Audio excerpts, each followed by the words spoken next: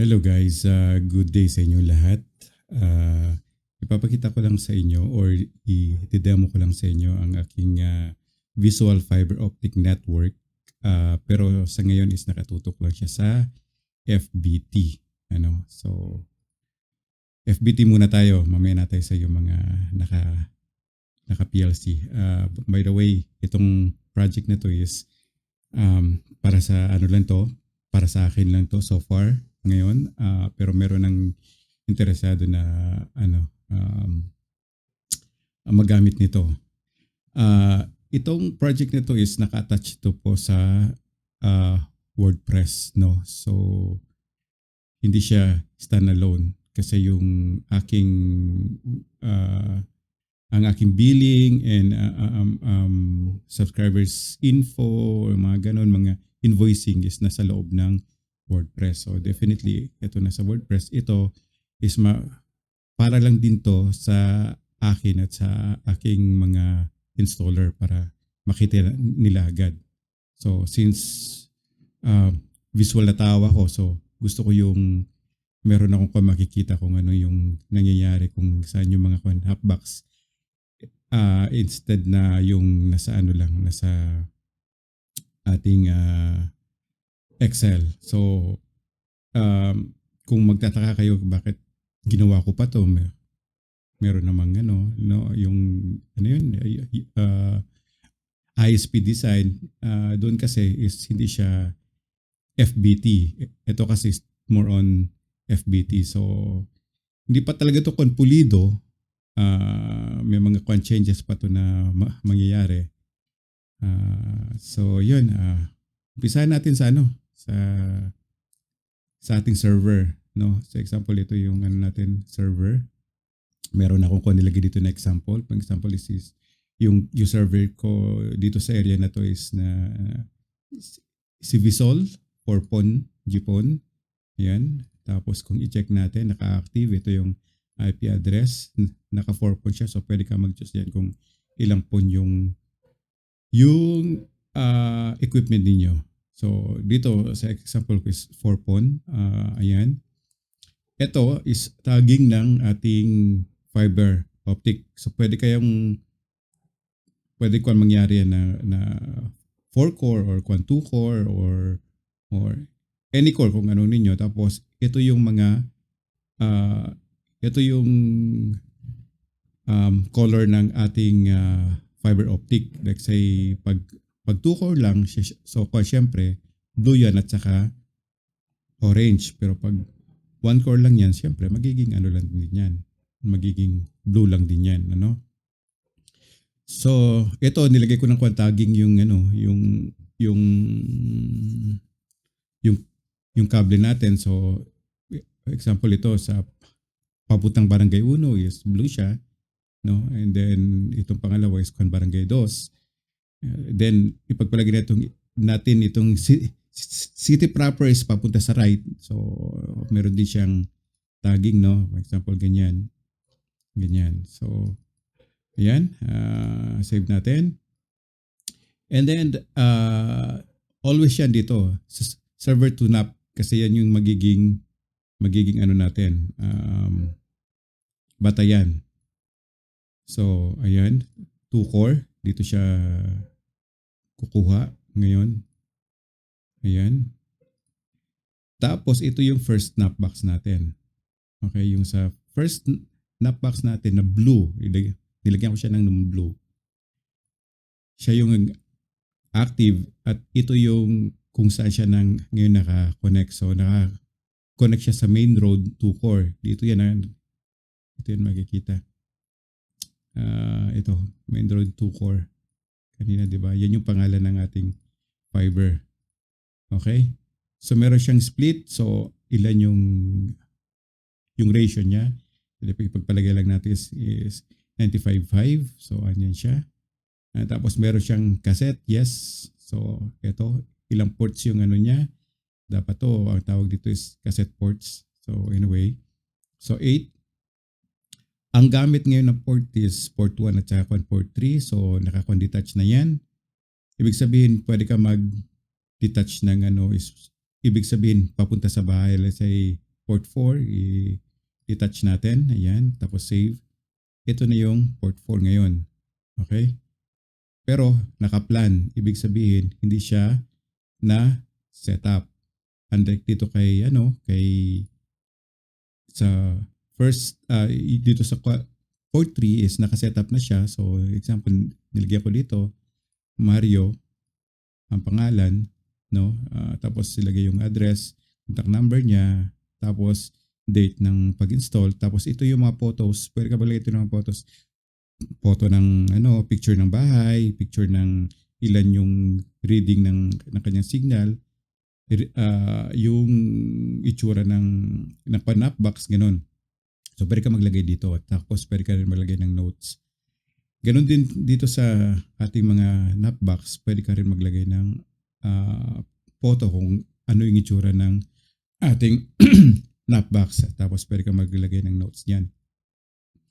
Pero ipagpalagay natin itong isa is andito yung bahay niya. So pwede mo siyang i-move. Example, ito na.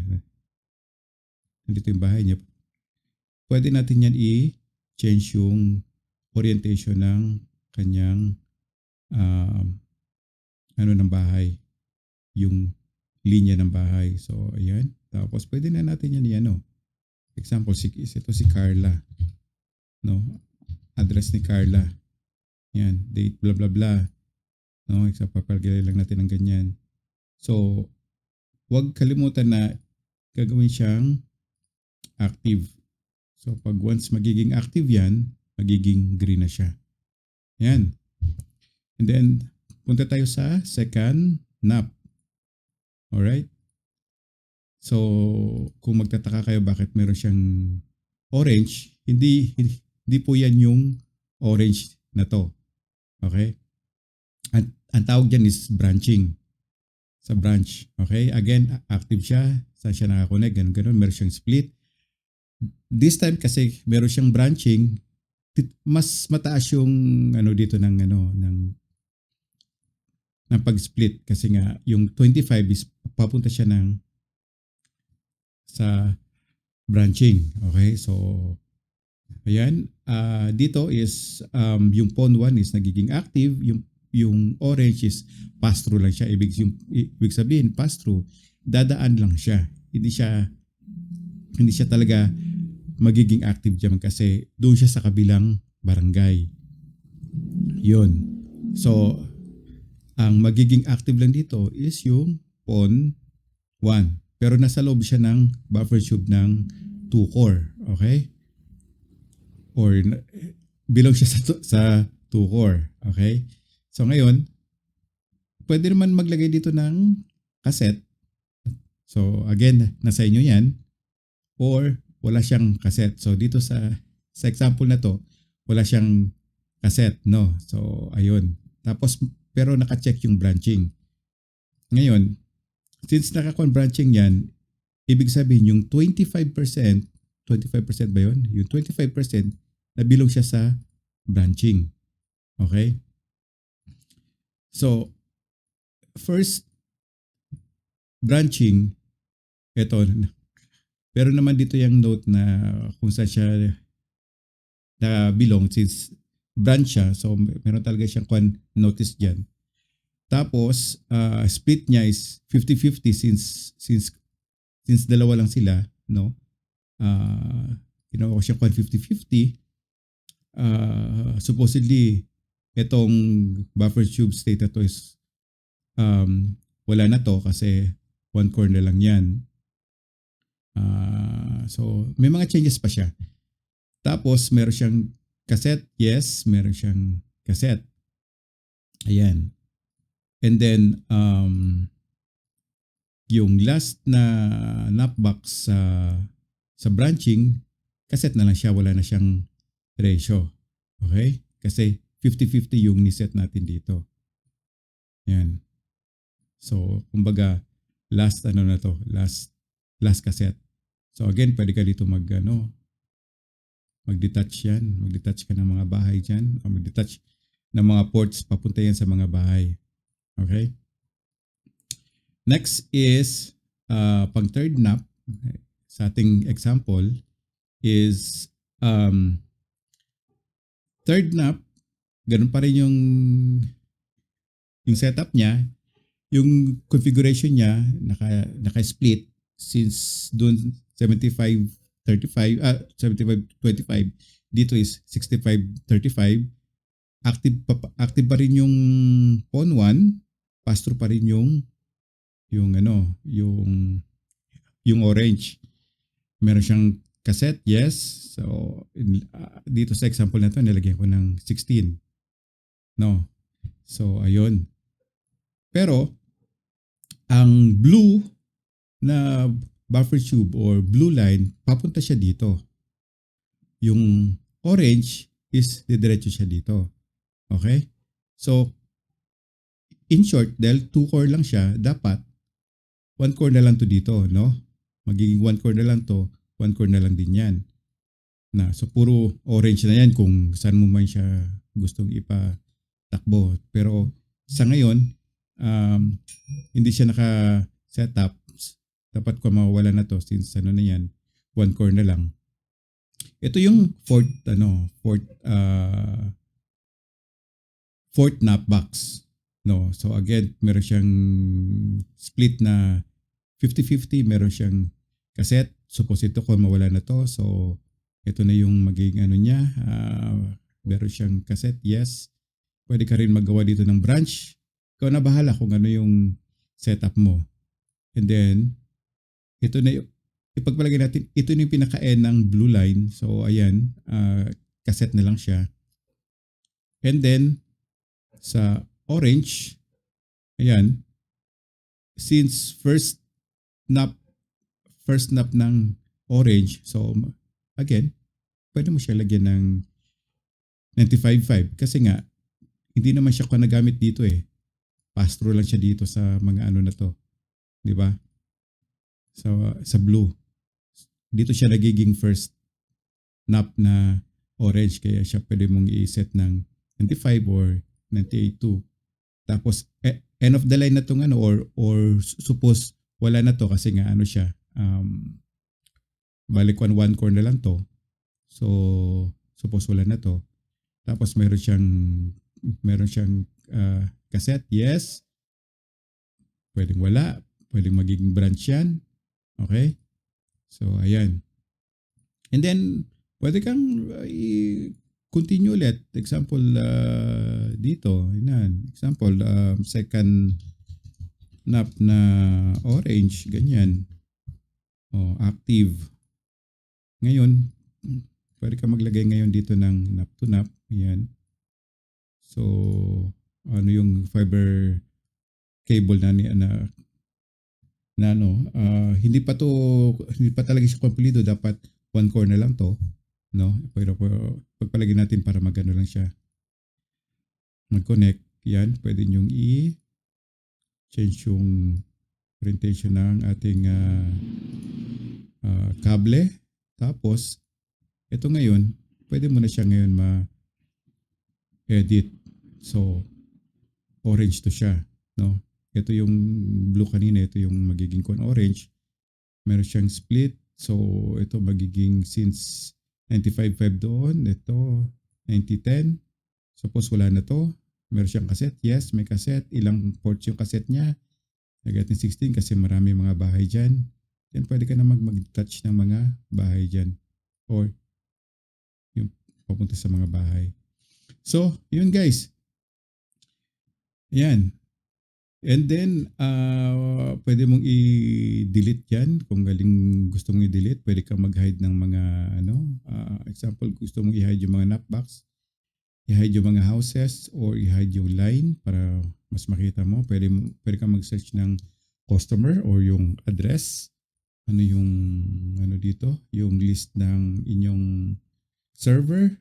Tapos pwede ka maglagay dito kung alin yung active at saka mga inactive at yung mga cat.